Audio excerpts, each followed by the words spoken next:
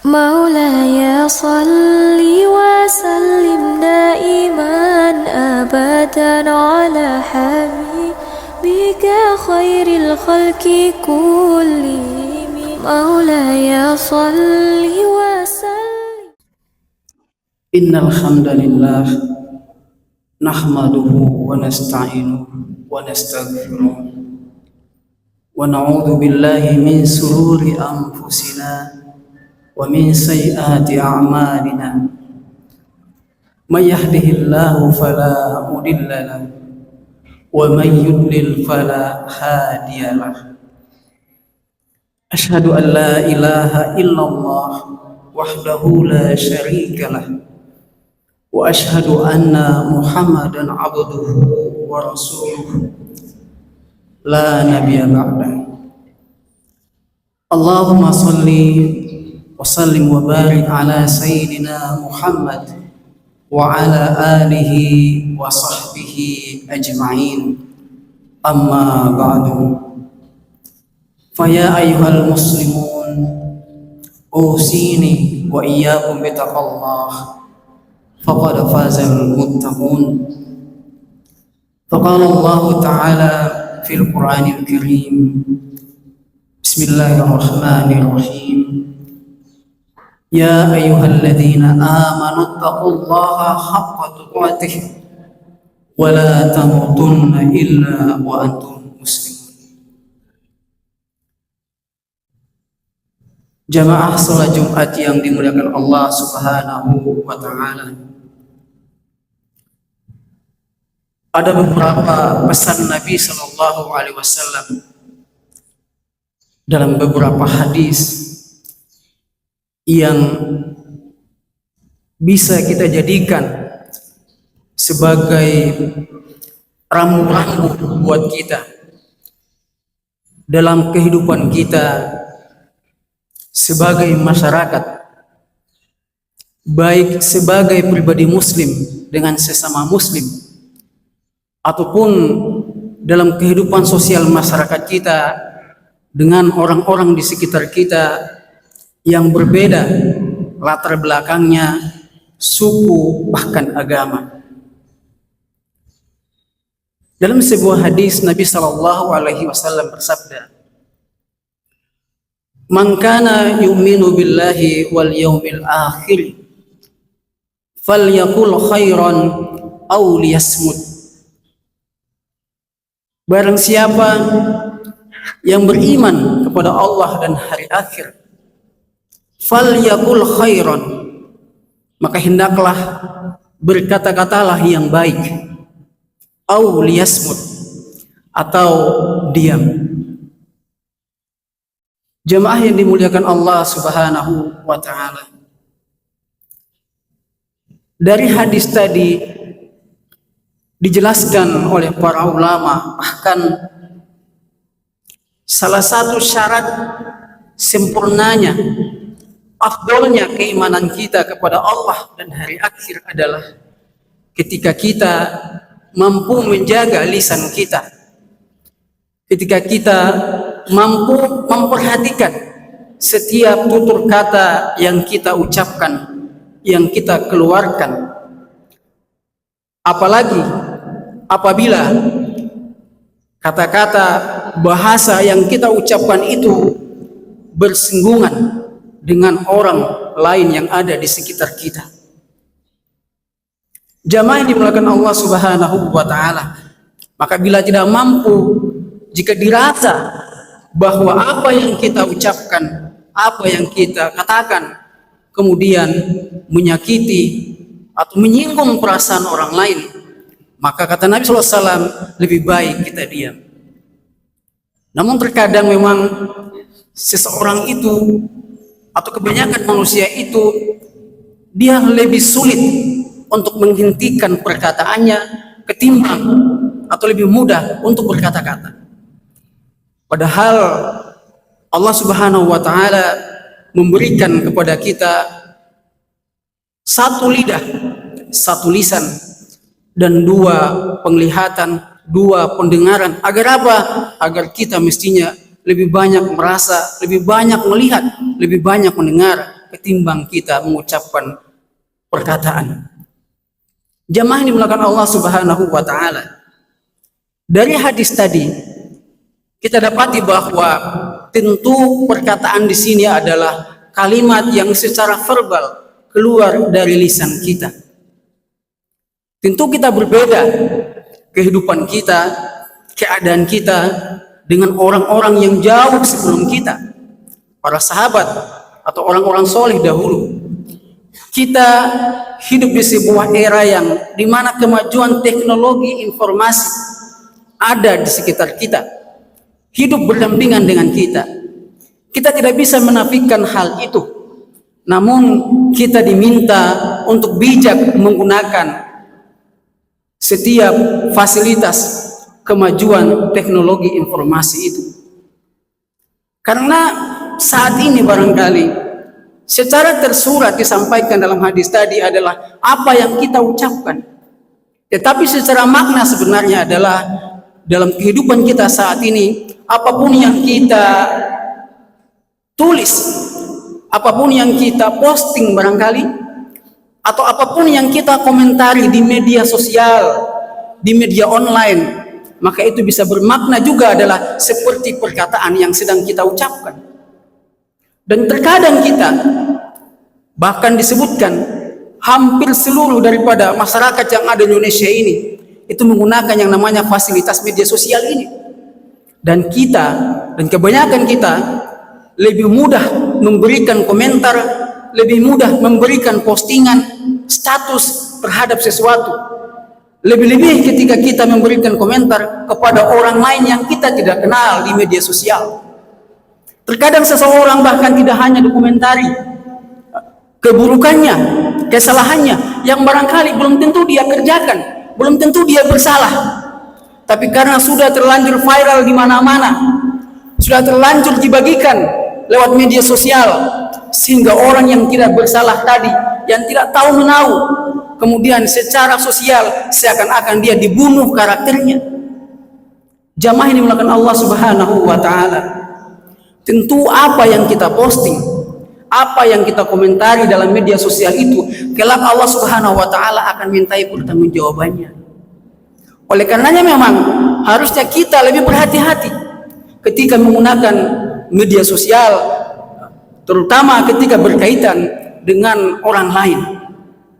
Ketika kita bersalah, ketika kita berdosa kepada Allah Subhanahu wa taala, maka kita tinggal memohon ampun kepada Allah. Kita tinggal bertobat kepada Allah. Tetapi bila mana lisan kita, perkataan kita, komentar kita di media sosial menyakiti orang lain yang tidak bersalah, maka taubat kita, rasa menyesal kita belum diampuni oleh Allah Subhanahu wa taala sebelum kita menyatakan permohonan maaf kepada orang yang kita komentari. Inilah sebenarnya yang kita takutkan. Jangan sampai ada orang di atas sajadah mengangkat tangannya berdoa kepada Allah, akibat lisan kita kepadanya yang menyakiti perasaannya, akibat komentar kita kepada dia yang menyakiti perasaannya, dia angkat tangannya pada Allah. Kenapa? Karena apa yang kita komentari, apa yang kita ucapkan itu menyakiti perasaannya. Jamaah yang dimuliakan Allah Subhanahu wa taala. Bahkan Nabi SAW bersabda dalam hadis yang lain, salamatul insan, selamatnya seorang manusia itu fi hifdzil lisan, adalah pada bagaimana dia menjaga lisannya. Yang kedua, jamaah yang dimuliakan Allah Subhanahu wa taala, yang menjadi pesan Nabi SAW kepada kita sekalian, bahwasanya Nabi bersabda, man kana yu'minu billahi wal yaumil akhir, barang siapa yang beriman kepada Allah dan hari akhir, falyukrim jarahu, maka muliakanlah tetangganya. Maka muliakanlah tetangganya. Jamaah yang dimuliakan Allah Subhanahu wa taala, kita hidup bermasyarakat dengan orang-orang yang ada di sekitar kita, baik yang secara latar belakangnya, agamanya sama ataupun berbeda dengan kita. Maka pesan Nabi SAW tadi seperti sebuah rambu-rambu buat kita bagaimana kehidupan kita sebagai pribadi di tengah masyarakat. Oleh karena di dalam Al-Quran Allah Subhanahu wa Ta'ala lebih lagi menegaskan, wa'budullaha wa la tusyriku bihi syai'an wa bil walidaini ihsanan. Dan sembahlah Allah dan janganlah engkau menyekutukannya dengan segala sesuatu apapun. Wa bil walidaini ihsanan, dan berbuat baiklah kepada kedua orang tuamu. Wa bidzil qurba wal yatama wal masakini wal jari dzil qurba, dan kepada tetanggamu yang ada hubungan kekerabatan denganmu, wal jari bil junubi, dan kepada tetanggamu yang tidak memiliki kekerabatan denganmu. Sehingga disebutkan bahwa orang yang tinggal berdekatan dengan kita itu dibagi menjadi 3 bagian.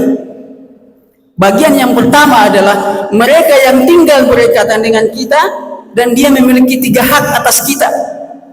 Yang pertama adalah bila dia adalah tetanggamu, yang kedua adalah bila dia adalah kerabatmu, dan yang ketiga adalah bila dia seorang muslim. Artinya apa? 3 hak yang dia miliki atas kita, atau kita punya 3 kewajiban berbuat baik kepadanya, berbuat ihsan kepadanya, karena dia tetangga kita, karena dia kerabat kita yang ada hubungan darahnya dengan kita. Dan yang ketiga adalah karena dia seorang muslim, sebagaimana muslim yang satu dengan yang lainnya memiliki hak atas yang satu dengan yang lainnya. Dan yang kedua adalah mereka yang memiliki 2 hak atas kita, yaitu dia tetangga kita dan dia adalah seorang muslim meskipun dia bukan kerabat kita. Dan yang ketiga adalah mereka yang tinggal berdekatan dengan kita yang memiliki 1 hak atas kita. Dia bukan muslim, dia bukan kerabat kita, tapi dia tetangga kita. Artinya apa? Orang yang berbeda akidah, berbeda agama dengan kita, maka kita tetap punya kewajiban berbuat baik, berbuat ihsan kepadanya. Inilah pesan Nabi SAW bagaimana kepada kita, ya, dalam kehidupan kita bermasyarakat, kehidupan sosial kita, baik kepada mereka yang secara akidah sama dengan kita, latar belakangnya sama dengan kita, atau yang secara akidah berbeda dengan kita.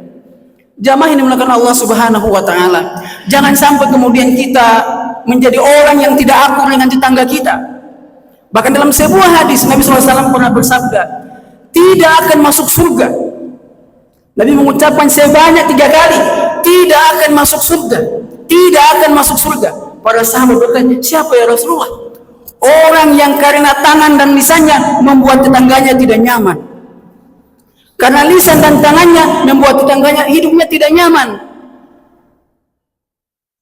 Bahkan Nabi SAW dikenal sebagai orang yang sangat baik dengan tetangganya. Bahkan disebutkan saking baiknya itu sehingga seakan-akan kalau Nabi wafat tetangganya itu dapat warisan. Kenapa? Saking baiknya dengan tetangganya. Inilah pesan kepada kita. Jangan sampai kita dengan tetangga kita, padahal ketika terjadi sesuatu terhadap kita, kita sakit, gak bisa jalan, kena stroke, kita gak mungkin pergi sendiri ke rumah sakit. Siapa yang lebih dulu datang menolong kita? Tetangga kita, orang yang ada di sekitar kita. Belum pernah sejarahnya orang kaya meninggal jalan ke kubur sendiri, tidak ada. Tetangganya yang gotong beramai-ramai bawa ke kuburannya. Maka baik-baiklah dengan tetangga.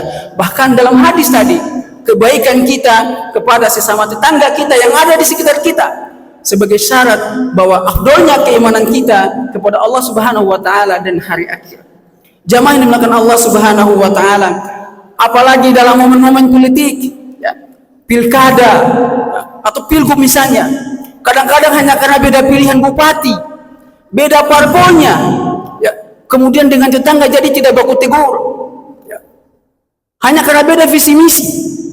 Padahal belum tentu nanti ketika bupati itu jadi dilihat dia. Padahal belum tentu kalau dia sakit, dia kena stroke misalnya, bupati itu yang datang lihat dia. Siapa? Tetangganya yang datang lihat.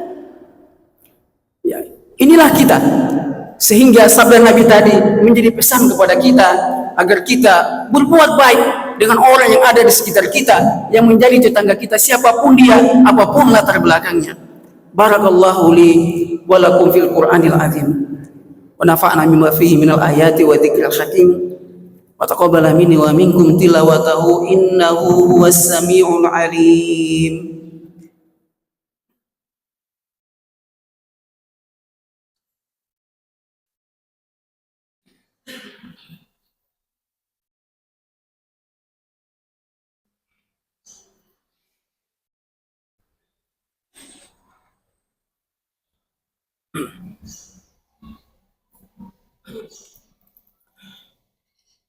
Alhamdulillah alladzi arsala rasulahu wa dinil haqq liyudhhirahu 'ala ad-dini kullihi walau karihal musyrikun. Asyhadu an la ilaha illallah wahdahu la syarika lah wa asyhadu anna Muhammadan 'abduhu wa rasuluhu la nabiyya ba'du. Allahumma shalli wa sallim wa barik ala sayyidina Muhammad wa ala alihi wa sahbihi ajma'in. Amma ba'du. Fa ya ayyuhal hadirun, usini wa iyyakum bittaqwallah faqad fazal muttaqun. Faqala Allah Ta'ala fil kitabil aziz, Bismillahirrahmanirrahim, Ya ayyuhalladzina amanu taqullaha haqqa tuqatih wa la tamutunna illa wa antum muslimun. Wa qala ta'ala fi ayatil ukhra, Inna Allah wa malaikatahu yusalluna 'alan nabi ya ayyuhalladzina amanu sallu 'alaihi wa sallimu taslima. Allahumma salli 'ala sayyidina Muhammad wa 'ala ali sayyidina Muhammad. Allahumma ighfir lil muslimina wal muslimat wal mu'minina wal mu'minat al ahya'i minhum wal amwat innaka sami'un qaribun mujibud da'wah wa ya qadiyal hajat. Rabbana zalamna anfusana wa illam taghfir lana wa tarhamna lanakunanna minal khasirin. Rabbana hab lana min azwajina wa dhurriyyatina qurrata a'yun waj'alna lil muttaqina imama. Rabbana atina fid dunya hasanah wa fil akhirati hasanah wa qina adzabannar wa adkhilnal jannata ma'al abrar ya aziz ya ghaffar ya rabbal alamin. Subhana rabbika rabbil izzati amma yasifun wa salamun alal mursalin walhamdulillahi rabbil alamin.